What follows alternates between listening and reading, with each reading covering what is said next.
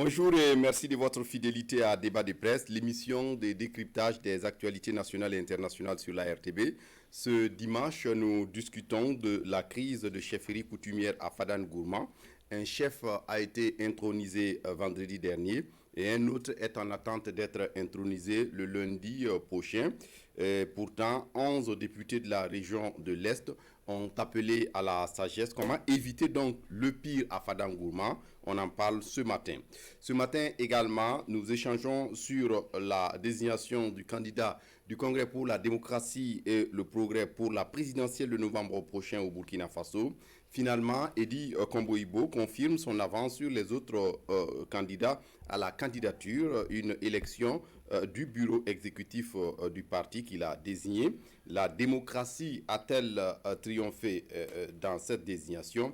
Le débat à suivre ce dimanche.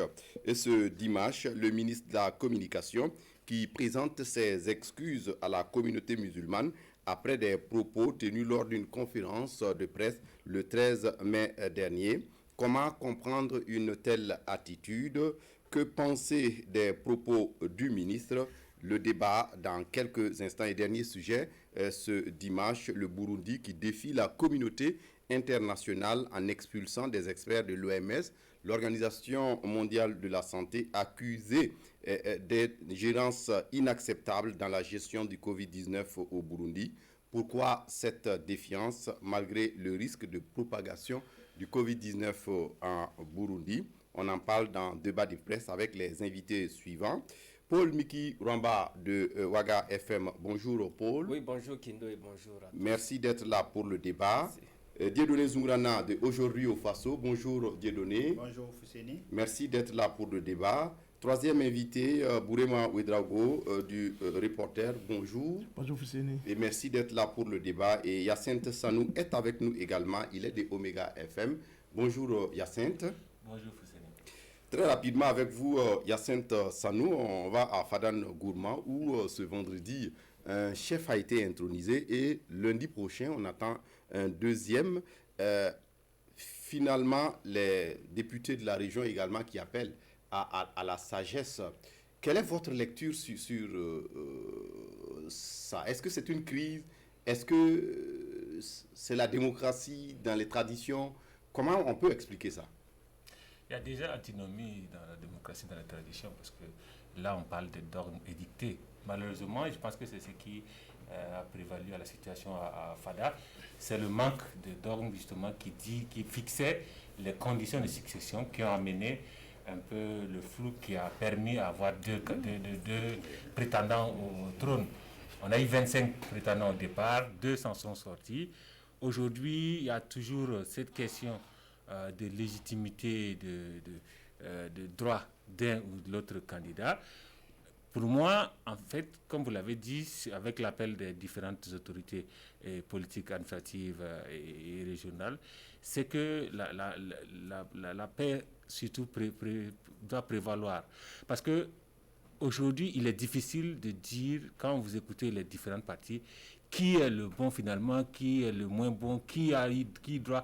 Finalement, en fait, c'est juste un débat de quoi on a vu un peu les deux conférences de presse données par les différentes parties. D'abord, une frange qui a donné une conférence de presse qui parlait de malversation, de tripatouillage du code. Ensuite, le Premier ministre de la Cour, Diabedo, si je prononce bien, qui a fait également sa sortie le lendemain dans une conférence de presse pour expliquer qu'il n'y avait rien et que rien ne fixait donc cette clause qui, selon les premières parties, fixait la royauté aux 2 dernières familles.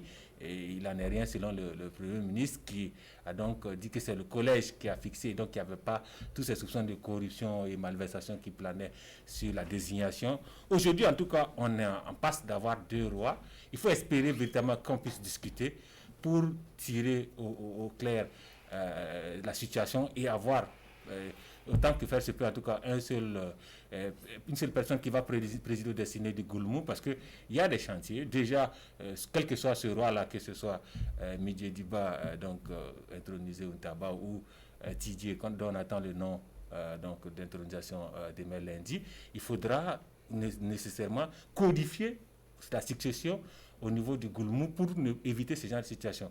Il faut aussi dire qu'il y a une situation au sein de la Cour qui est quelque part malsaine. Si on a eu cette scission au sein des ministres, ça veut dire qu'il y a des divergences, que le nouveau roi doit travailler à terre parce qu'il y a cette immixtion politico-économique, quand on le dise, au sein des ministres de la désignation du chef, qui doit être tranché par le nouveau chef. Et bien sûr, on n'occupe pas la question de la sécurité dans le Gourmou, parce qu'on ne peut pas régner sur un royaume qui est infesté d'hommes armés non identifiés. Donc, pour moi, en tout cas, aujourd'hui, c'est une situation inédite. Difficile de dire quelle sera la sortie, mais il faut espérer en tout cas que les deux parties s'asseyent autour d'une table, autour d'une sortie sans heurts. Oui, Paul Miki Luamba, oui. Est-ce qu'avec ce qui se passe à Fada, on l'a vu dans d'autres régions, il y a Tenkodogo, il y a Banfora, il y a plein d'autres localités du Burkina où la désignation des chefs posait souvent problème. Est-ce que les conflits sont inhérents aux traditions aujourd'hui? Malheureusement, oui, c'est un constat. Vous faites bien de rappeler les crises que l'on a connues récemment autour de la chefferie coutumière dans notre pays. Mais comme Hyacinthe l'a dit, je pense que tout cela réside dans l'absence de code pour justement gérer tout cela. Dans certaines communautés, on sait effectivement comment est-ce que les successions se font, mais dans d'autres, il y a quand même débat. C'est-à-dire c'est une forme de démocratie à la traditionnelle qui s'instaure. Malheureusement, aujourd'hui, on voit que cette démocratie ne marche pas très bien parce que ça finit bien souvent par des crises. Et c'est là, il y a bien d'autres raisons à l'intérieur de la communauté. On a effectivement les implications des pouvoirs politiques et des pouvoirs économiques, ce qui fait effectivement que les intérêts quelquefois sont divergents et chacun tire la couverture de son côté. Pour rester sur le cas de Fada, vous avez vu que les deux prétendants au trône du Gourmou, il y a un qui est un homme politique, puisqu'il est le premier adjoint au maire de Fada Gourma. On a l'autre qui est opérateur économique. Donc vous voyez un peu que les pouvoirs sont un peu... Oui, bon, c'est la même chose, si vous voulez, opérateur économique, commerçant. En tout cas, on peut déjà estimer que les pouvoirs politiques et les pouvoirs économiques s'entrechoquent dans cette localité autour donc de la chefferie. Mais malheureusement, comme je l'ai dit tantôt, ce n'est pas codifié dans le départ, mais également ce n'est pas codifié vers la sortie. C'est-à-dire quand on a une situation pareille, qu'est-ce qu'on fait sur le plan de la tradition pour régler le problème? On a malheureusement cette absence effectivement de mécanisme de règlement de ces conflits, aussi bien sur le plan de la tradition que sur le plan de l'institution, c'est-à-dire la modernité. Nous voyons la crise venir, que font les acteurs de l'administration dans la localité, que fait le ministère en charge des libertés, etc., pour régler cela. Donc on est en train de voir la crise venir, mais personne ne peut effectivement anticiper, n'eût été effectivement cette déclaration. On a l'impression que le gouvernement s'en lave les mains, parce que c'est un problème assez sensible. Je sais que si on tend le micro au ministre porte-parole du gouvernement, il dira que c'est sensible. Effectivement, c'est sensible. C'est question de tradition, de religion, parce que quand on écoute les différents acteurs, il y a même des incantations qui sont à l'intérieur, donc ça fait peur aux gens. On va même jusqu'à dire que celui qui s'hasarde dans ça, il peut y rester sa vie, et puis il laisser sa vie. Donc tout cela, ça fait que les gens ont peur d'y mettre la main, alors que c'est quelque chose qu'il faut régler. Donc le pouvoir politique est suffisamment faible, et on a vu effectivement cette action des 11 députés de la région qui se sont contentés d'une déclaration appelant les uns et les autres à l'apaisement des cœurs. Mais je ne pense pas que ce soit suffisant pour régler cette crise donc, qui est en train d'être observée à Fada Gourma. Mais aujourd'hui, une grosse question reste en suspens. Il n'y a pas encore eu de massacre à Fada Gourma, Dieu merci. Qu'est-ce qu'on fait aujourd'hui pour éviter que les deux camps se rendent dedans? Voici une question que personne pour l'instant ne peut répondre. Oui, comment éviter que les deux camps se rendent dedans? De toutes les façons, demain on verra si le deuxième chef sera intronisé ou pas. Mais à ce qui paraît, il sera intronisé puisque les premiers l'ont déjà fait. Il n'y a pas eu de problème. Et donc, Dieudonné, pour vous, est-ce que Fada, déjà éprouvé par le terrorisme et tout ce qui s'ensuit, mérite cette crise? Oui, avant de répondre à cette question, bon, je voudrais quand même dire que, bon, contrairement à mes deux prédécesseurs, bon, il y a quand même, c'est vrai qu'il y a la tradition, mais il y a quand même un code, il y a un code de désignation, même si ce n'est pas écrit quelque chose dans, vraiment, il n'y a pas une constitution écrite, mais il y a quand même un code, parce que si vous vous référez, bon, je me suis amusé à un peu feuilleter le livre de Salfo Albert Balima, Légendes et traditions des peuples du Burkina Faso. Quand vous lisez le livre, il y a quand même un code, et les confidents de Soro Khalifa, alias le Timnaba, qui est un peu un ressortissant de la région, il y a un code, il y a un collège électoral du Gourmou qui préside justement l'élection, la succession. Et contrairement, en tout cas, peut-être aussi, ici, on dit que c'est la famille Palo de la chefferie coutumière de Odano Karma, entourée d'autres chefs coutumiers qui constituent le collège électoral. Et c'est la seule instance qui est habilitée à traiter de la succession du royaume du Goulmou. Et la succession est ouverte aux 19 liens royaux du Goulmou. Donc, il y a quand même, on sait, et généralement c'est la famille Tombiano, il y a quand même un semblant de code. Maintenant, après, parce que là, c'est quand le premier, le Midiereba, là, était déjà même dans la case d'initiation, que le deuxième, nous on a reçu l'invitation, par exemple, le 7 du Midiereba Tombiano, là, pour dire qu'il sera intronisé le 15, donc une semaine après. Et on en a fait écho. Et le lendemain, on dit qu'il y a un deuxième, le premier adjoint du maire, justement, le Tia là, que lui aussi. Donc, il y avait deux bonnets pour un trône. Mais c'est quand le premier était déjà dans la case d'initiation que le second aussi, on l'a amené dans une autre case d'initiation. Mais les partisans du second se sont expliqués. Ils ont estimé que celui qui a choisi désigner le collège électoral qui devait présider la désignation du Midieba là, c'était une seule personne. Non, donc, pour eux, il n'y a pas eu consensus dans la désignation du premier. Mais si on écoute l'autre cas aussi, ils disent que la famille conteste, l'autre Tigia là, c'est une seule famille en fait qui conteste le collège électoral. Bon, bref, c'est vrai que c'est un sujet sensible, mais je pense que ici, l'État doit se mêler, au lieu que après, si vous vous rappelez, il y a quelques années de cela, c'était même dans une société acéphale, à Pau, où il y a eu vraiment un massacre en bonne... à Guénon, précisément. Oui, à Guénon, entre la famille Lilio et le Don. Bon, quand je dis l'État doit se mêler, l'État quand même doit être regardant dans ce genre de situation, pas se mêler pour dire on est d'autres, mais essayer quand même pour qu'on évite le pire. Parce que quand ça arrive, après, ce n'est même plus une question de chifferie. Vous l'avez dit, l'Est est déjà frappé par l'insécurité, le grand banditisme. Et ce n'est pas un chef-faillon qui va être intronisé, c'est un des 5 Ringou du Burkina. Vous savez qu'il y a 5 Dima. Il y a le Moro Naba, il y a le chef de Wayouya, il y a le Boussouma, il y a Tenkodro et il y a le Gourma. Donc c'est un grand Dima. Donc ce n'est pas un petit chef. Donc il faut que, si on aura le temps de revenir là-dessus. Mais en 61, Maurice Yamiogo s'est mêlé et il a suspendu justement la dévolution du pouvoir dans le Gourma. Parce qu'il y avait eu un problème. Si on a le temps, on revient là. Mais Maurice Yamiogo a suspendu. Il y a eu 2 ans où il n'y a pas eu de chef à Fada parce qu'il y a eu un problème justement.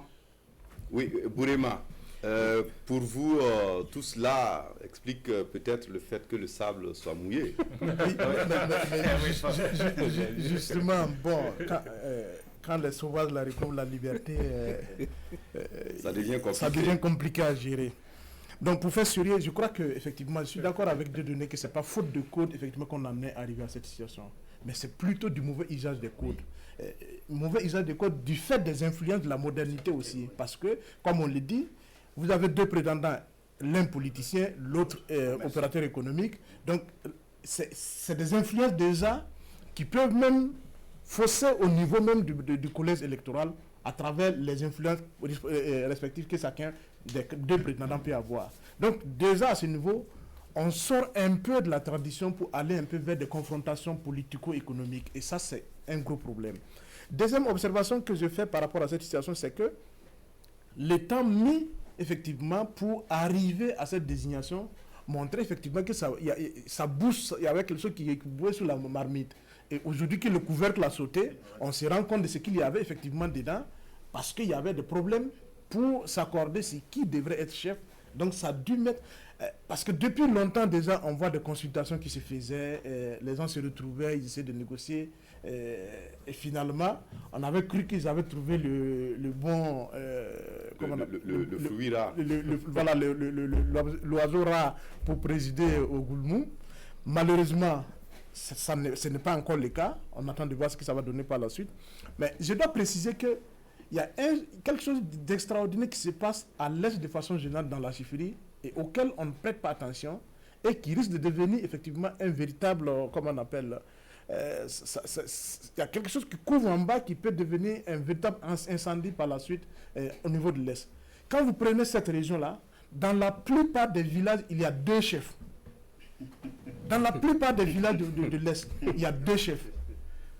Et moi, je me rappelle, effectivement, on a fait une étude l'année dernière sur les questions de conflit. Quand on est arrivé sur l'un des éléments confligents dans la région de l'Est, excepté le terrorisme qui est arrivé aujourd'hui, c'est la question de la chefferie. Ouais. Parce que dans chaque village, on a introduit un chef, il y a une famille qui n'est pas d'accord qui introduit son chef. Et ces éléments, certains même expliquent que ça fait partie des facteurs qui favorisent même l'installation des terroristes dans la zone-là. Donc, il n'est pas surprenant qu'effectivement, pour arriver, si on a toléré 2 chefs pendant longtemps dans plusieurs villages, on arrive au trône du roi, bon, on va considérer que là aussi c'est un banc, et donc tout le monde peut venir s'asseoir. Et c'est malheureusement la situation dans laquelle on est. Et il faut espérer, et ça j'interpelle l'État, que pour une fois l'État va assumer entièrement ses responsabilités pour que les gens ne se massacrent pas à Fada. C'est ça la responsabilité de l'État, c'est à ce niveau. Si les gens se massacrent à Fada aujourd'hui, c'est de la faute de l'État, parce qu'aujourd'hui, toutes les conditions sont réunies pour qu'on y arrive. Dieu l'a dit, ce n'est pas la première fois que l'État s'ingère. Et l'État doit prendre les dispositions pour prévenir effectivement cette situation. Il ne faut pas attendre que les gens se massacrent pour aller jouer aux pompiers. Il faut que dès maintenant, l'État montre que c'est vrai qu'on est en matière de chefferie, en matière de tradition, mais nous sommes d'abord dans un État qui s'appelle le Burkina Faso et qui a des règles et des principes que tout le monde doit respecter. Et dans ces principes-là, il est strictement interdit effectivement que les gens puissent verser le sang au nom d'une quelconque compétition. Oui. Alors moi, je pense bien effectivement comme vraiment qu'il va falloir que l'État intervienne dans cette crise parce que c'est son rôle effectivement de prévenir les crises, de les gérer aussi, surtout quand ça ressemble à des conflits. Mais je me pose la question sur la neutralité de l'État même, telle que nous l'avons aujourd'hui à gérer cette affaire. Quand on sait qu'à l'intérieur, il y a des acteurs politiques qui parlent de l'État, parlent de politique aussi. Il peut y avoir des soutiens à l'intérieur, donc parmi les protagonistes de cette crise à Fada N'Gourma, et comme ce que l'on a vécu dans d'autres localités. Donc ça me fait douter un tout petit peu de la capacité réelle de l'État à jouer les arbitres dans cette affaire. Mais vous savez que la question a été posée il y a plusieurs années. Rappelez-vous, en 2011, je crois, lorsqu'il était question de parler des réformes politiques sous les fameux CCRP, il était question effectivement de codifier la chefferie coutumière à un moment donné. Je pense d'ailleurs que ça a été constitutionnalisé. Après, on a attendu en vain les décrets d'application. C'est un projet qui semble avoir été abandonné, malheureusement. Alors que je me dis quand même qu'il aurait fallu effectivement, à travers les textes, régler ces genres de questions. C'est-à-dire, on peut penser à un mécanisme où la désignation des chefs coutumiers, je ne dis pas qu'il faut légiférer à travers les textes normaux, mais peut être encadré d'une façon ou d'une autre. Et également, de l'autre côté, les mécanismes de gérer ces conflits. Donc aujourd'hui, pour prendre le cas de Fada N'Gourma, je ne sais pas comment est-ce qu'on peut gérer cela sur le plan institutionnel. D'une part, l'État ou de l'autre, la justice. Peut-être que la justice va attendre qu'il y ait massacre pour dire le droit dans cette affaire. Parce que malheureusement, on est dans ça. Maintenant, aujourd'hui, la question, c'est de savoir comment on fait pour prévenir effectivement les affrontements. Et pour le cas de Fada N'Gourma, qui doit intervenir dans ça? Pour moi, la question reste encore entière. Et je pense que ce sera l'occasion effectivement pour prévenir de tels conflits parce que Fada N'Gourma, ce qui se passe à Fada, ce n'est pas une première au Burkina. On en a cité d'autres localités où il y a eu des crises de cette nature qui ont été mal gérées, qui ont fini malheureusement par mort d'hommes. Donc il va falloir donc régler cette question une fois pour toutes et par rapport à la chefferie coutumière, son rôle, l'implication de la politique à l'intérieur donc de cette chefferie coutumière, la prétention pour des acteurs politiques d'avoir un mandat électoral et également d'avoir donc de conquérir également le trône. Moi, ça me fait un peu un mélange qui ne donne pas, qui n'augure pas de bon lendemain pour notre pays. Oui, moi, je suis foncièrement contre toute immixtion de l'État dans cette affaire. Je pense que c'est une question traditionnelle qui doit être résolue traditionnellement par les garants du pouvoir traditionnel dans le Goulmou. Pour l'instant, on a beau craindre une flamme. Mais Yacine, seulement, j'ai donné la vie.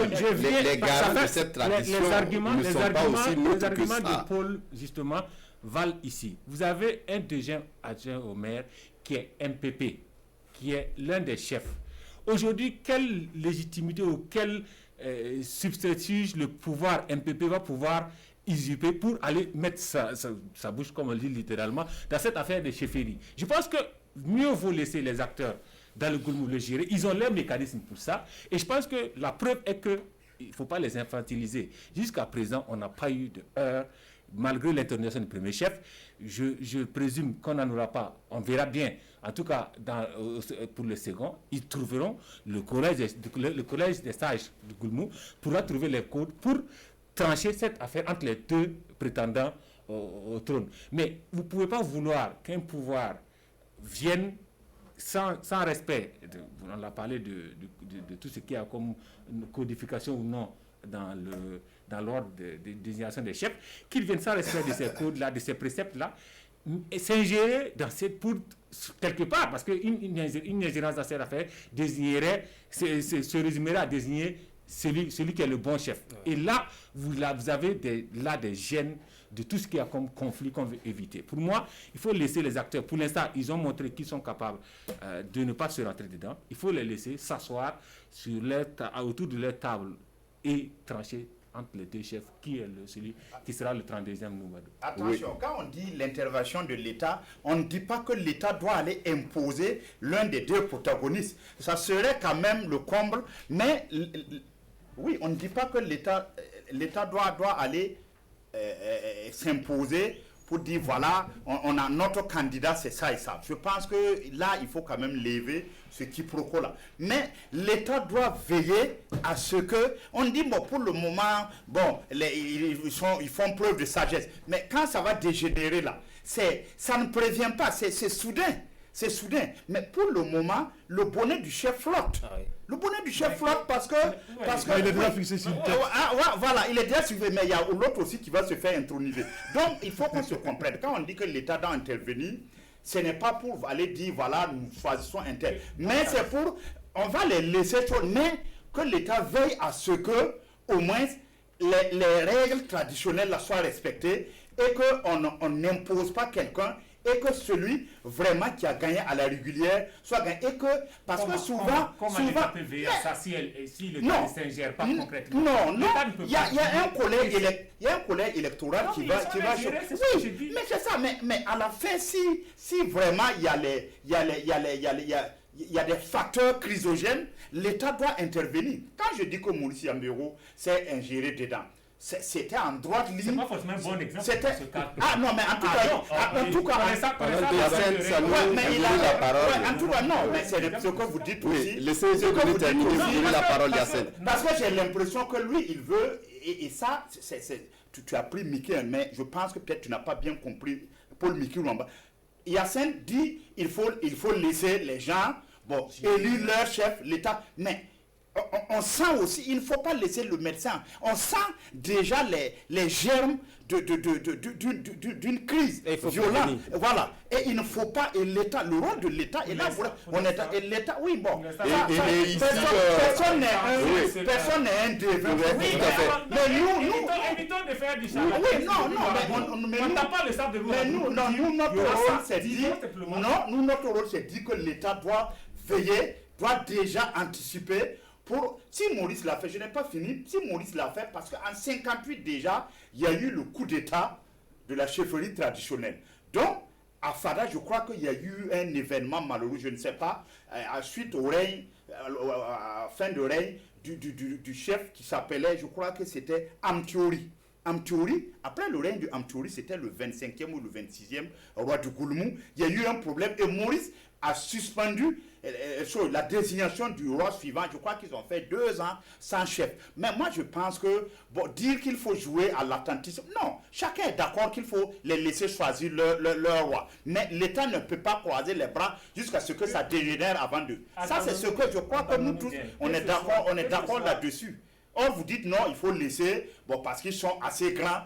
Mais oui, en matière de chefferie, c'est sensible. On permet à Bourema d'intervenir et ensuite, Yacine, vous aurez la parole. Non, comme Dieudonné dit, il faut qu'on se comprenne très bien. Oui.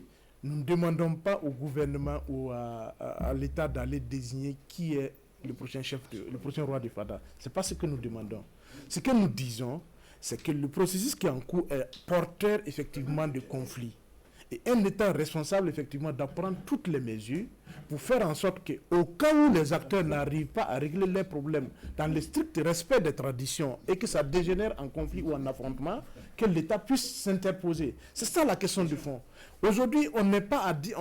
l'un de nous titiller de dire que il faut aller peut-être dire que c'est celui qui a été intronisé qui est bon, ou c'est celui qui va arriver qui est le bon chef. Non, c'est pas ça le non,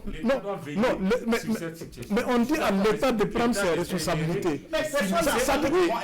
Vous permettez, Bourema va terminer son analyse. Quand on dit à l'État de prendre ses Permettez à Bourema de terminer quand même son analyse. Ses responsabilités, ça veut tout dire. Ça veut dire que l'État doit être suffisamment responsable pour comprendre que ce n'est pas de son rôle de choisir quel sera le futur chef du FADA.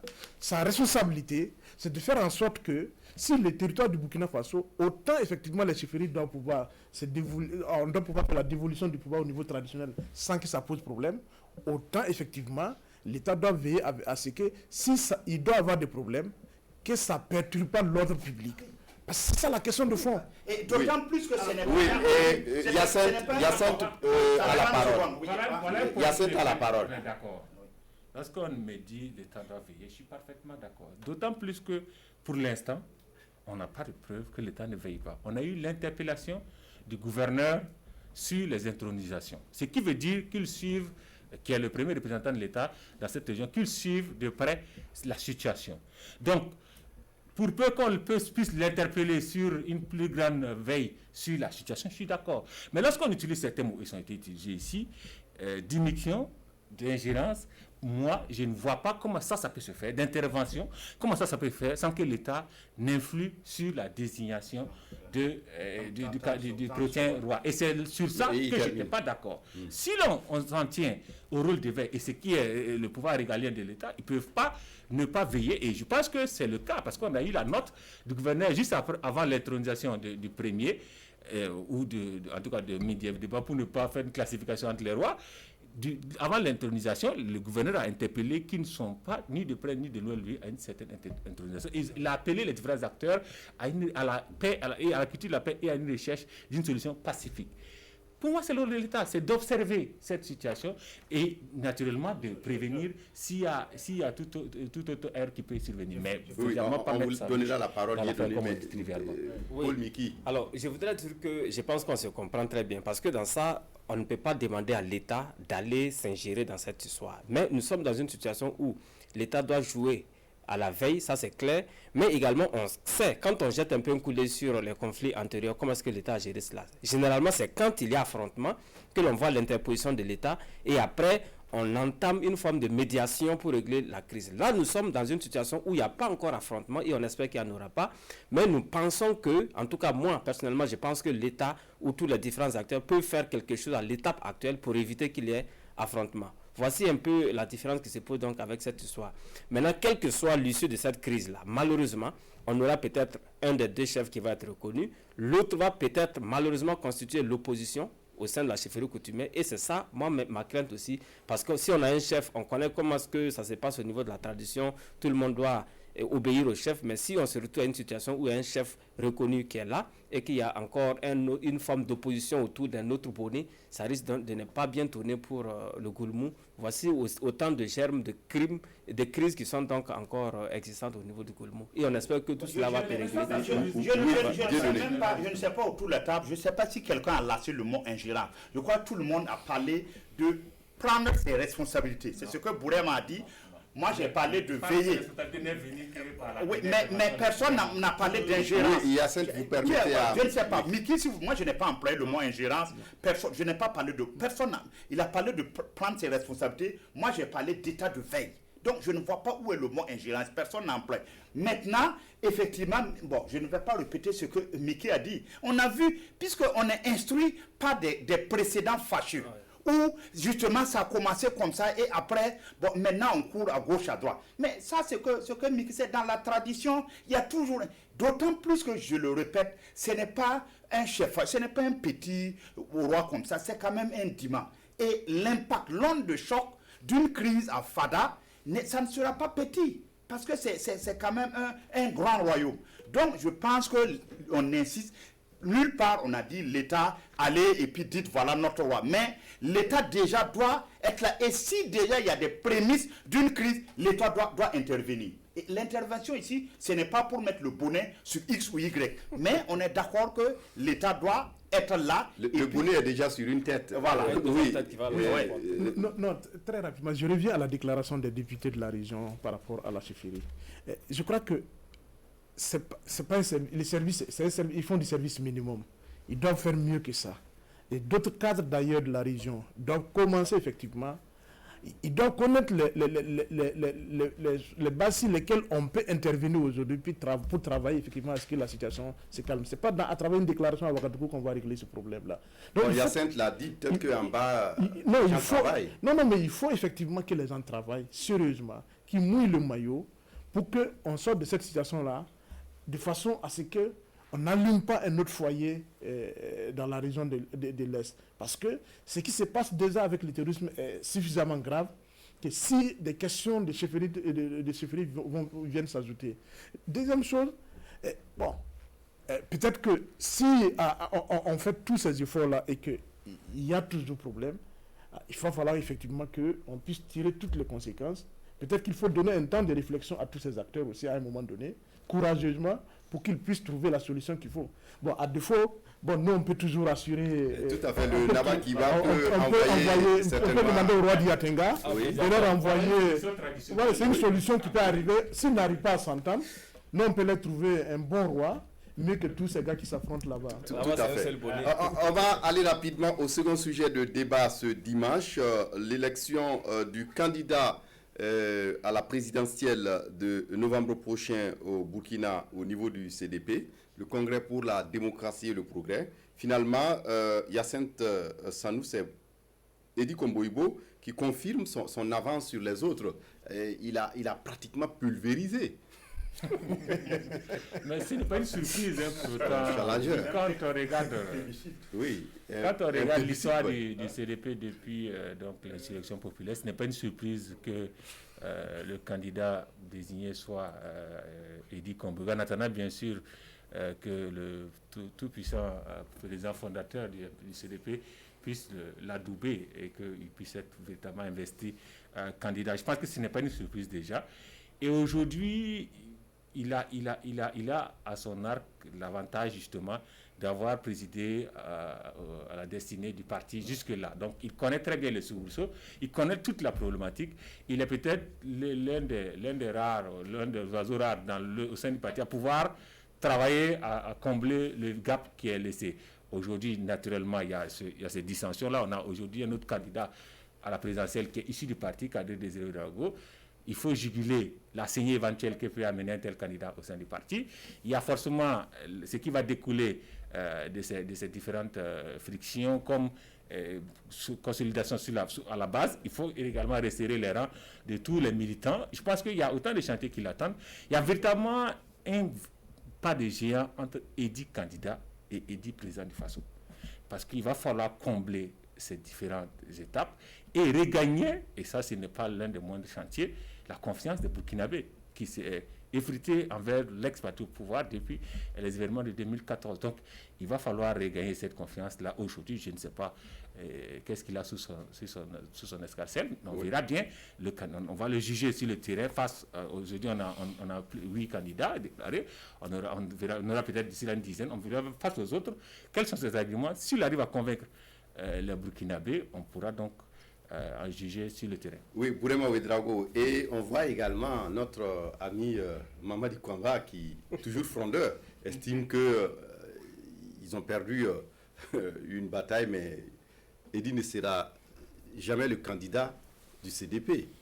Et finalement, on se pose la question de savoir est-ce qu'il y a une démocratie au sein de cette formation politique. Non, je crois que Mamadi Kouamba joue un peu les raccourcis. Il refuse d'aller en compétition pour espérer que le président fondateur va lui désigner comme candidat du parti. Il faut quand même que, aussi tout puissant soit-il, je crois qu'il faut être suffisamment fou, en tout cas de la part du président fondateur, pour mettre de côté tout le travail qui a été fait dans le cadre des instances du parti, pour choisir un candidat qui vient tout seul, qui dit qu'il n'y a que moi ou rien, parce que je suis membre fondateur ou je suis père fondateur. C'est ça aussi les incongruités du CDP. on a des tout-puissants fondateurs, membres fondateurs, pères fondateurs qui sont au-dessus de toutes les instances du parti. C'est extraordinaire. C'est leur union interne, ça n'engage que. Mais ce que j'ai dit par rapport à ou du moins par rapport à l'élection d'Edi comme candidat, c'est que c'est de l'ordre normal des choses. On l'avait dit dans des débats précédents, dans d'autres débats précédents, oui. Ici que si aujourd'hui, dans le contexte actuel du parti, si on devait aller dans une sorte de démocratie interne pour le choix du candidat, on ne voyait pas quelqu'un véritablement qui pouvait battre Edi à l'intérieur des structures du parti. Ça, c'était vraiment connu d'avance. Et Edi savait pertinemment que personne ne pouvait, effectivement, dans les cadres des statuts, si on devait suivre les statuts du parti, personne ne pouvait l'empêcher d'être candidat, d'être le candidat du parti parce qu'il avait toutes les manettes avec lui. Et il a joué sur ça. Tout le temps que les autres fondaient, il leur rappelait toujours qu'il fallait revenir à l'intérieur du parti pour qu'on discute et qu'on trouve une solution à l'intérieur du parti. Mais je crois que même le président fondateur, il l'a embarqué dans ce jeu-là, qui fait que, qu'il le veuille ou pas, il est obligé effectivement de respecter la décision du collège électoral. Enfin, ce qui est aujourd'hui une réalité, en fait, est dit depuis 2018, depuis début 2019, fin 2018, début 2019, avait commencé déjà à battre sa campagne. Ouais. Donc il était déjà pratiquement... Il avait une longueur d'avance. Quand tu vois, il a au moins 2-3 pages Facebook, c'est Edi 2020, Edi Forever. Donc tout ce travail-là, il a fait. Il a ses boxeurs sur les réseaux sociaux qui boxent sérieusement, qui ne s'amusent pas. Donc Edi était déjà dans la posture de candidat du parti, pendant que les autres s'amusaient à jouer un peu les troubles-fêtes. Oui, Dieudonné, c'est votre avis également que c'est la préparation du candidat Edi qui a certainement prévalu à cette désignation. Oui, déjà, vous aurez remarqué, en 2015 déjà, il avait été désigné candidat. Ouais. N'eût été la loi Shérif qui avait frappé le CDP, qui l'avait ostracisé. Bon, il avait été désigné comme candidat. Au 7e congrès du CDP en 2018, il a aussi gagné en battant Badini, même si c'est dans un mouchoir de poche, il a gagné à la régulière. Cette fois-ci aussi, il a échappé à toutes les choses-trappes, les pots de banane, les coups tordus que lui-même il donnait et qu'il recevait. Donc c'est un survivant, mais c'est le seul qui a maintenu le parti à flot, comme nous l'avons écrit dans notre éditorial.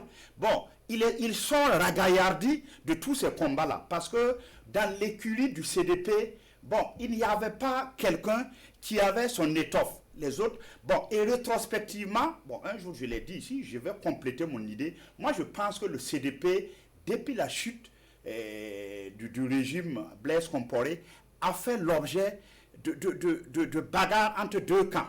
Je crois que, on peut contester, mais je crois qu'il y avait Blaise, le fondateur, qui voulait pas, parce qu'aujourd'hui, si vous avez le CDP, il est exilé à Abidjan, mais par le CDP, il peut peser sur la vie du parti. Et de l'autre côté aussi, il y a le général Guinguéré, Gilbert Guinguéré, dont c'est un secret de polichinelle. On sait qu'il Kombouego, il est proche du général, il ne s'en cache pas. Donc je crois qu'aussi le général, par Edi, veut aussi contrôler ce parti. Donc pour moi, il y a cette confusion.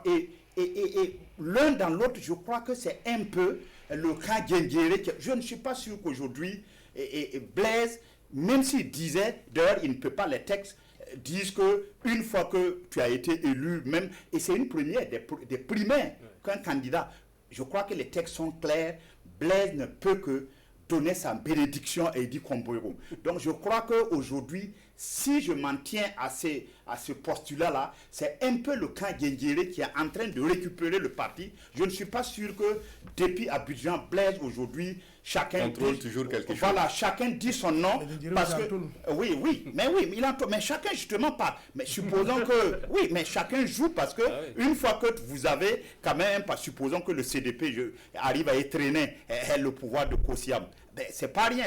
Donc, je pense que mon idée, mon instinct me dit que le CDP a été, en tout cas, objet de toutes ces tractations. Et l'un dans l'autre, aujourd'hui, c'est le camp Gilbert Guinguéré qui tient un peu la corde. Maintenant, comme dit Hyacinthe, une chose est d'être adoubé candidat du CDP.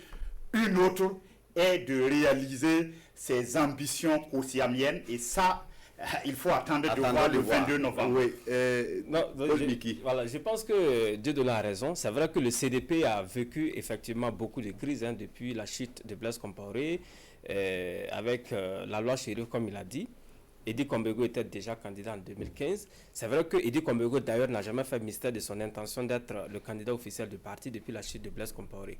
Effectivement, après le départ de Blaise Compaoré, on a vu effectivement une forme de démocratie renaître au sein de ce parti, où il y a désormais des phases électorales pour désigner effectivement les premiers responsables. On a vu en mai 2018, lorsqu'il était question de désigner le président du parti, on a dû procéder aux élections et je crois que c'est Edi Kombego qui l'a gagné une fois de plus. Et cette fois-ci, encore pour les primaires, on a dû procéder au vote et il a gagné. Donc à partir de ce moment, il sort donc avec une longueur d'avance, avec un certain tonus puisqu'il a traversé toutes les étapes pour représenter le CDP donc à la prochaine élection présidentielle.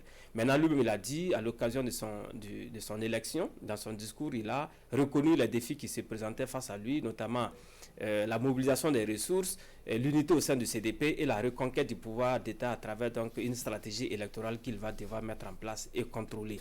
Donc, on a le vrai problème au sein du CDP à l'époque, c'était effectivement la candidature déclarée de Kadri Désiré Ouédraogo, puisqu'on a des cadres de ce parti qui ont continué jusqu'à aujourd'hui, qui continuent d'ailleurs jusqu'à aujourd'hui à soutenir la candidature de Kadri Désiré Ouédraogo. C'était ça la principale scission. Et je crois que y en a qui se sont battus à un moment donné pour que Kadri Désiré Ouédraogo soit le candidat officiel du CDP à la présidentielle de 2020, même si le candidat lui-même disait qu'il était un candidat et dont la candidature allait au-delà d'un seul parti politique. Aujourd'hui, on peut dire que les choses sont désormais clarifiées. Kadri Désiré Ouédraogo va certainement continuer son chemin vers Kossiam. Edi Kombego le fera également avec la machine politique du CDP vers la présidentielle de 2020. Mais effectivement, c'est un gros défi qui se présente à lui. Un gros défi. D'abord, il faut réussir l'unité au sein de ce parti et ensuite affronter certainement le MPP qui viendra évidemment avec son candidat également naturel pour la présidentielle de 2020, sans oublier qu'il y a beaucoup d'autres candidatures à la présidentielle, comme Dieudonné l'a rappelé, on en est déjà à 8 et ce n'est pas terminé. Oui, on en est à 8 et ce n'est pas terminé, et même qu'à l'intérieur du CDP, ça fragilise également la base électorale, oui, Bourema. Exactement. Comme les deux ont dit, Dieudonné et Hyacinthe, effectivement, une chose est d'avoir gagné la candidature au CDP. L'autre paire de manches maintenant, c'est de pouvoir gagner la présidentielle. Et ça, effectivement, peut-être qu'il n'est pas encore l'heure des pronostics, mais on peut se permettre aujourd'hui de dire qu'il en est encore très loin. Quand on regarde effectivement les forces en présence et les partis qu'il conduit, dont il porte la candidature, au regard de son passé très récent, effectivement, ça va être très difficile aujourd'hui. On ne dirait pas que ce n'est pas impossible, parce que, comme on le dit, tant qu'on n'est pas arrivé avec les résultats des urnes, on ne peut pas dire que c'est impossible. Mais quand on sait que le CDP est le parti qui a perdu, qui a perdu le pouvoir avec l'insurrection populaire, c'est très difficile de penser que 5 ans après seulement, ou du moins 6 ans seulement après, il peut effectivement rebondir et arriver au pouvoir. Maintenant, bon, on est dans un contexte effectivement où malheureusement on a un pouvoir qui avait suscité trop d'espoir pour qu'à l'arrivée ce soit la déception totale sur tous les plans. Donc ça permet à tout le monde de rêver effectivement en disant que l'échec du MPP c'est notre victoire. Ouais. D'ailleurs, le CDP n'est pas le seul, Edi ne sera pas le seul candidat qui compte sur l'échec du MPP pour arriver au pouvoir. Donc, dans cette bataille de ceux qui veulent profiter de la charogne ou de l'échec des autres, ils seront nombreux et ce n'est pas gagné d'office. L'autre aspect sur lequel peut-être Edi compte pour peut-être préserver l'unité du parti, c'est que, ou du moins ce qui pourrait être l'essentiel du parti, c'est que il a le trésor de guerre. Ça, il faut le reconnaître aussi. Ils ne sont pas nombreux dans les partis qui brassent des liasses comme lui. Donc, du coup, effectivement, c'est un moyen, effectivement, pour entretenir une certaine fidélité, en tout cas au niveau de certains acteurs politiques, mais également aussi de certains jeunes. Mais quand vous regardez tous ces jeunes, quand il fait les sorties, et l'essence, ça coule à flot dans les stations, et tout ça. Donc, du coup, c'est des éléments aussi sur lesquels il faut compter, parce que quand on arrive en matière électorale au Burkina Faso, malheureusement, ces éléments-là... En tant qu'expert comptable, je crois que quelque part, il a amassé, comme vous le dites, une fortune qui lui permet aujourd'hui de tenir. Oui, je pense qu'il a la jeunesse avec lui, 55 ans, relativement jeune, et puis effectivement, bon, c'est quelqu'un comme s'il s'y préparait. Bon, il a amassé quand même pas mal d'argent. Aujourd'hui, vous ne pouvez pas, j'ai tout dit, si vous n'avez pas d'argent, allez cultiver vos champs, faites n'importe quoi, mais ne venez pas sur le terrain. Dans l'arène politique, là, aujourd'hui, si vous êtes un impécunieux, il ne faut pas venir. Parce que les militants aujourd'hui, c'est des situationnistes. Si vous êtes un président d'un parti politique, vous arrivez sur vous, vous avez une ligne, une file, les gens vous attendent, chacun vient avec ses doléances qu'il faut satisfaire. Et aujourd'hui, Eddy, il satisfait ses doléances. De ce que j'entends, en tout cas, il arrive à satisfaire ses doléances jeunes, comme, en tout cas, il distribue à qui l'arigot. Donc, il satisfait. Et ça aussi, c'est important. Parce que nous avons les ministères. Donc aujourd'hui, c'est le seul qui a un peu ce trésor, ce butin-là, bon, et qui peut, et je crois que je lisais son interview chez un confrère, quand on lui a demandé, mais où il va trouver, mais il dit, mais vous sous-estimez le CDP ou quoi? Qui vous a dit qu'on n'a pas l'argent? Donc, et venant de lui, tel que je le connais, il sait de quoi on peut le croire. Et aujourd'hui, il a tous les atouts. Si vous voulez être chef, il y a deux choses que vous devez avoir. Vous devez avoir le trésor de guerre, et puis le charisme, et puis la capacité de rassembler. Or, aujourd'hui, il a déjà le premier atout qui est très... Si vous voyez, les gens même disent que, bon, tous ceux qui grenouillent autour de lui, là, ce n'est pas qu'ils croient au CDP ou bien à Eddy Kombrero, mais chacun quand même, quand on rentre chez Eddy, bon, on ressort un peu alourdi de quelques biens de banque. Donc bon, ça aussi, ça compte. Non, vous voyez, mais c'est comme ça. Ouais, d'accord. Bourema, troisième sujet de débat, ce dimanche, le ministre de la Communication qui présente ses excuses à la Fédération des associations islamiques du Burkina après des propos tenus le 13 mai dernier lors d'une conférence de presse. On ne va pas revenir forcément sur les propos du ministre que la Fédération a estimé tendancieux et discriminant, mais vous, quelle est votre analyse? Je crois que dans cette affaire-là, on est en face des acteurs qui ont tous une sensibilité à fleur de peau, pour on ne sait quelle raison d'ailleurs. Parce que le communiqué de la FAIB, moi je fais partie de ceux qui ont été surpris par le communiqué de la FAIB, la Fédération des associations islamiques du Burkina, parce que en réalité, ce que le ministre a dit, c'est en répondant à une question précise, à l'intérieur de laquelle la question des mosquées a été citée. Et je crois que la question aurait porté sur des églises, que la réponse aurait été invariablement la même. C'est pas pour... J'ai pas l'habitude de défendre les membres du gouvernement, j'ai pas l'habitude Mais si cette question, je crois aussi que effectivement, il y a eu un abus d'interprétation du discours du ministre, comme si effectivement les gens étaient dans une situation où il fallait réagir à quelque chose, comme si on se reprochait quelque chose et on a saisi une opportunité et on a bondi dessus. Parce qu'aujourd'hui, absolument rien, moi dans ma en tout cas à mon sens, absolument rien ne pouvait motiver ce communiqué, parce que je ne vois en rien... D'autant plus que le ministre, dans la réponse aux journalistes, a dit, par exemple, il a ajouté le mot dans une mosquée... Et il a même dit que la question de la religion est sensible. Il a même précisé. C'est ça, je dis, je trouve absolument rien, c'est mon interprétation, de stigmatisant pour la communauté musulmane à laquelle j'appartiens dans le discours du ministre. Troisième chose que je dois préciser, c'est que là encore, le gouvernement aussi a manqué un peu aussi... j'ai comme l'impression de... J'allais y en venir. Cette solidarité gouvernementale, de responsabilité. Parce qu'il porte-parole du gouvernement. Et même de responsabilité. Parce que quand on arrive dans cette situation et que le ministre fait une conférence de presse aujourd'hui, la FAIB a réagi demain et le surlendemain, il est au sein du FAIB pour s'excuser. Quel temps le gouvernement a eu pour réfléchir par rapport au communiqué de la FAIB pour prendre une décision collégiale qui est une décision du gouvernement?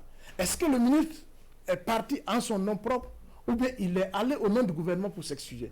Parce que ce qu'il a dit au sortir du Conseil des ministres, c'est une réponse, c'est par rapport à des décisions du Conseil des ministres, puisqu'il rendait compte de ce qui a été discuté au sein du Conseil des ministres et qu'on lui a posé une question. En plus, il est le porte-parole du gouvernement. Donc, si ces questions-là, je crois autant effectivement on peut faire des reproches à la FAIB, autant on peut regretter aussi la démarche du ministre parce qu'on aurait pu régler autrement la question sans qu'on donne l'impression que l'État est toujours en perte de crédibilité, de légitimité et est en train de courir dans toutes les situations pour jouer les pompiers, alors que parfois, c'est aux autres aussi de savoir que nous sommes dans un État et qu'il faut qu'à un moment donné, si les acteurs assument pleinement leurs responsabilités dans ce qu'ils font au quotidien. Oui, Dieudonné, cette histoire nous rappelle un peu ce que vous avez vécu également sur ce plateau, après des propos sur les Burkinabés venus de la diaspora. Bon, finalement, on se pose la question de savoir, on veut une chose et son contraire, on veut la vérité et on ne veut pas assumer. Bon, oui, on peut avoir un écart langagier de bonne foi, ça se comprend. Mais bon, c'est vrai qu'aujourd'hui, il y a des sujets sensibles, il ne faut pas vous y risquer. Mais sinon, on vous crucifie.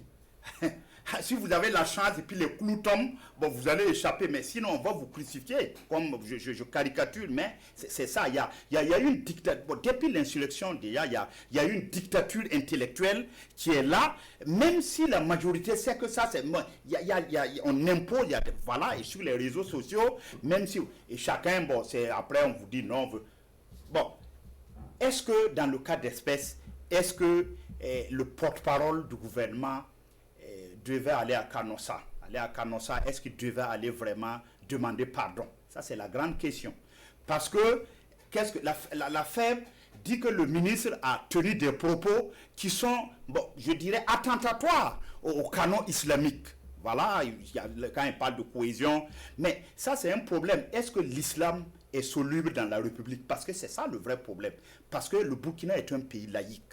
C'est-à-dire que cette laïcité met les religions sur le même pied d'égalité. Et comme l'a dit Bourema, ici je pense que le ministre, peut-être qu'il y a eu un quiproquo.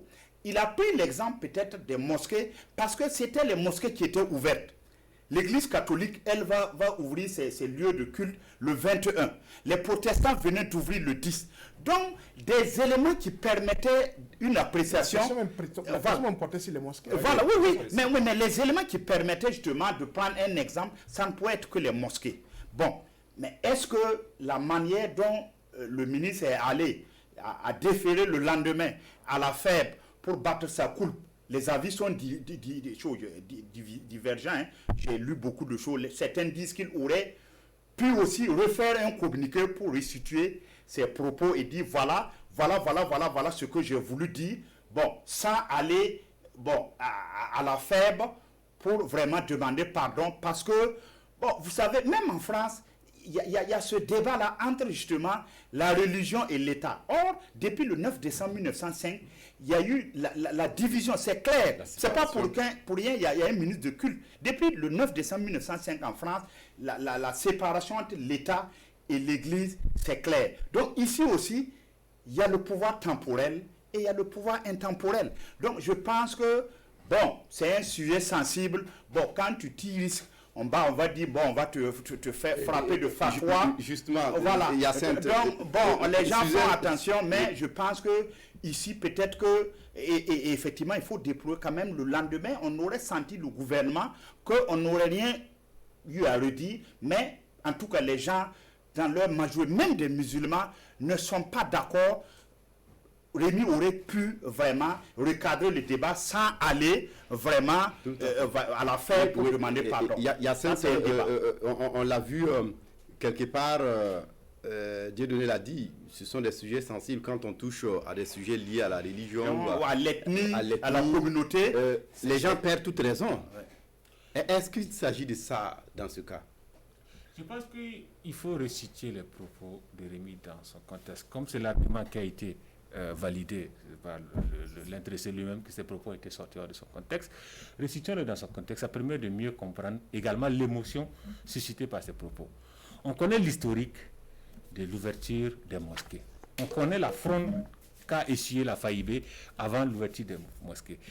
L'État, au départ, s'est dépiné en laissant les leaders religieux la décision de fermer d'abord. Oui, de fermer. Ensuite, les leaders religieux ont décidé de maintenir cette fermeture après une rencontre fin avril avec le ministre en charge des cultes. Le 2 mai, il y a eu la fameuse sortie malheureuse de jeunes prétendument jeunes musulmans qui ont eu une sortie malheureuse et il y a eu le communiqué de la FAIB qui dit qu'après autorisation du ministre en charge des cultes, en réponse à une lettre qui date du 20 avril, ils vont autoriser l'ouverture. Il y a eu tout ce tralala jusqu'à ce qu'aujourd'hui, une question justement porte sur les mosquées et le porte-parole du gouvernement, quelque part, pour moi, lave les mains de l'État en termes de responsabilité.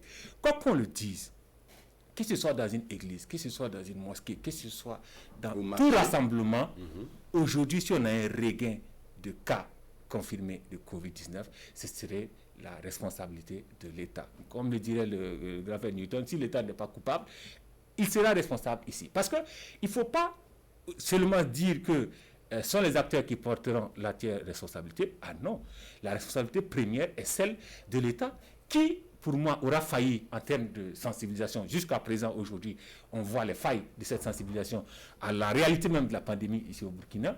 Ensuite, qui aura failli en termes de coercition. Aujourd'hui, on parle de mesures du port du masque. Aujourd'hui, on attend de voir comment déjà, avec la sortie prévue demain, de ministre en charge de cette question, comment on va veiller à faire respecter ce port du masque. C'est tout ça, la responsabilité de l'État, tout ça dont il est question, et ne pas venir dire que si demain, un enfant ne porte pas le masque, ça serait la responsabilité de son papa. C'est un peu la même histoire, et avec l'émotion qu'on a vue dans la fermeture et la réouverture des mosquées, pour moi, c'était compréhensible que cette question ait cette flambée-là de polémique. Maintenant, les deux parties se sont assis et ont donc filmé le calumet de la paix. C'est une page qui est tournée et je pense que c'est en cela aussi qu'on attend le gouvernement qu'il assume ses responsabilités. Oui, Paul Mikirwamba. Oui, je crois que, comme beaucoup l'ont dit, le ministre n'a fait que répondre à une question précise. Je pense d'ailleurs que dans sa réponse, il n'est pas allé très loin parce que la question du journaliste était de savoir que fera le gouvernement si l'on constate dans les mosquées qu'il y a non-respect des mesures barrières qui ont été édictées. Est-ce que le gouvernement allait sanctionner ou bien procéder à la refermeture des mosquées ou des lieux de culte? La question était celle-là. Mais le ministre, dans sa réponse, il a, je pense bien, tenté d'arrondir les angles en disant qu'il met chacun devant ses responsabilités. Et en écoutant d'ailleurs sa réponse, il ne s'est pas limité aux mosquées. Il a évoqué précédemment le cas des marchés. Donc ça veut dire que chacun est responsable. Les différents acteurs ont signé des engagements avec l'État pour la réouverture de ces différents espaces-là. Donc dans ces engagements, il faut effectivement respecter ce qui a été dit dans le protocole. Je pense que c'est ce qu'il a simplement voulu évoquer, puisque je suis d'accord, effectivement, s'il y a un seul cas dans une mosquée, la communauté va être responsable, j'allais dire co-responsable avec l'État. Peut-être qu'il n'aurait pas pris suffisamment de mesures pour cela. Donc, en réalité, il n'y avait rien de déplacé de mon point de vue dans les propos du ministre, mais on a été surpris, moi en tout cas j'étais surpris, comme vraiment d'ailleurs par le communiqué de la FAIB, qui dit s'être senti un peu lésé, des propos diffamants. Et bon, le ministre a dit que ça a été sorti du contexte. Il allait donc présenter ses excuses conformément à ce qui était contenu d'ailleurs dans le communiqué de la FAIB, parce que la FAIB a suggéré cette séance d'excuses, exigé justement une des excuses du ministre. Donc le ministre est allé effectivement, je pense qu'il s'est fait accompagner par son collègue de la fonction publique, qui lui est musulman, pour aller présenter les excuses. Bon, moi je pense que cette démarche-là, c'est vrai que dans un premier temps, j'avais trouvé que c'était un esprit d'apaisement. Le ministre a bien fait d'aller présenter ses excuses, mais avec le recul, je me rends compte effectivement que c'est une action qui malheureusement affaiblit une fois de plus l'État est en perte de vitesse. Voilà, et on a vu le ministre parlant justement à l'occasion de ces excuses-là. On a eu l'impression qu'il y a un individu non identifié qui est accusé dans ça, puisqu'il a dit que les propos ont été sortis de leur contexte. Il a tablé sur ça, donc ça veut dire que... l'impression qu'il rejette les choses voilà, sur quelqu'un qui a traité l'élément. Non, peut-être les réseaux sociaux et tout. Mais alors que bon, là, je pense bien que le gouvernement était dans son droit d'interpeller. Oui, en fait, il y a deux choses dans le discours du ministre. Là où j'ai comme l'impression aussi que au niveau de la FAIB, on a laissé la proie pour l'homme. Parce qu'en fait, Hyacinthe a raison, et Hyacinthe a soulevé une question, effectivement. C'est que le ministre dit, là où c'est pas vrai ce que le ministre dit, c'est que quel que soit là où le cas se déclare, c'est de la responsabilité du gouvernement. Parce que c'est l'État qui a la responsabilité d'assurer la santé à tous les Burkinabés et de faire en sorte de limiter la propagation de l'épidémie au niveau du Burkina. L'État même devait pouvoir, s'il advenait effectivement que c'est une menace grave, la rouverture des lieux de culte, l'État devait pouvoir prendre la responsabilité de les refermer. C'était ça la question. D'autorité. Ça, si on est dans un État responsable, c'est ce qui doit pouvoir arriver. Ce que je dois ajouter, c'est que il faut qu'on sorte de l'émotion, parce qu'effectivement, quand on parle de culte et autres, là, les gens sont attachés. Il y a une certaine sensibilité extraordinaire et les gens ne veulent pas qu'on en discute. Mais regardons autour de nous. Au Sénégal, au moment où on se bagarre ici pour savoir si oui ou non, le grand imam de Dakar fait un communiqué. Il contredit le président Macky Sall. Pour contredire le président et dire que de ça, en tant que grand imam de Dakar, sa responsabilité est de préserver la santé des fidèles. Donc les mosquées restent fermées parce que logistiquement, il ne peut pas ouvrir aujourd'hui sans créer les conditions de la propagation de la maladie. Ça, c'est un chef religieux qui prend sa décision souverainement et en toute connaissance, en toute âme et conscience. Et c'est responsable. La FAIB a commencé déjà parce que autant la FAIB que la communauté catholique ou protestante, elles ont pris chacune à son niveau la responsabilité de fermer les lieux de culte. Ce n'était pas le gouvernement qui avait fermé. C'est les responsables des communautés qui avaient décidé de la fermeture. Et c'est les mêmes responsables de la communauté qui ont commencé à négocier pour la réouverture. Maintenant, il faut aussi qu'à un moment donné, on se dise enfin la vérité dans ce pays, que si vous vous engagez sur une action, il faut accepter quand même que votre responsabilité soit engagée. Sinon, on est où? Où des gens peuvent se permettre de prendre des initiatives, mais refusent qu'on dise que s'il arrive quelque chose, c'est de votre responsabilité. Il faut qu'on arrête. Rapidement, non, je rebondis sur ce qu'a dit mes deux prédécesseurs. Si l'État, ici, c'est l'État qui est responsable, qu'on admette aussi que l'État ait un droit de regard sur les... C'est pas pour un ministre des cultes, mais effectivement, j'ai l'impression, comme l'a dit Bourema, une fois qu'on rentre dans ce domaine, c'est sensible et on dit, ah, attention, c'est la religion, c'est quoi? Et surtout, sortir de la bouche d'un homme musulman, souvent, ça prend un autre relief. Alors oui, c'est des détails que les gens ne considèrent pas, mais on va dire, ah voilà, pourquoi on est dit, il n'est pas musulman, il parle comme ça, il ne comprend rien à chose. Mais je pense que l'État doit, parce que, comme on dit, la liberté de conscience, là, c'est un droit élémentaire. Chacun a le droit de croire, catholique, protestant, juif, athée. On est libre, le Burkina est un pays laïque. Donc, et c'est l'État qui garantit cette laïcité-là. Donc, il n'y a pas une religion qui est au-dessus de l'autre. Donc, si l'État, comme l'a dit Hyacinthe, est responsable s'il y a un chose, l'État aussi doit avoir la responsabilité d'avoir un droit de regard sur ces genres de choses-là. Et une fois que vraiment on a compris ça, je crois que souvent, il n'y a pas lieu de polémiquer et puis bon, de vraiment d'indexer quelqu'un. On va s'arrêter là pour aujourd'hui. On n'aura pas le temps d'aborder le Burundi qui expulse des experts de l'OMS. Certainement, la semaine prochaine, on aura le temps de revenir là-dessus. Était là pour le débat Dieudonné Zungrana aujourd'hui au Faso, Bourema Ouedraogo de Reporter, Hyacinthe Sanou de Omega FM et Paul Miki Rwamba de Waga FM. Merci à tous les quatre d'être venus. Merci à vous également pour votre attention à cette émission. À dimanche prochain pour un autre dimanche de presse. Merci et à bientôt.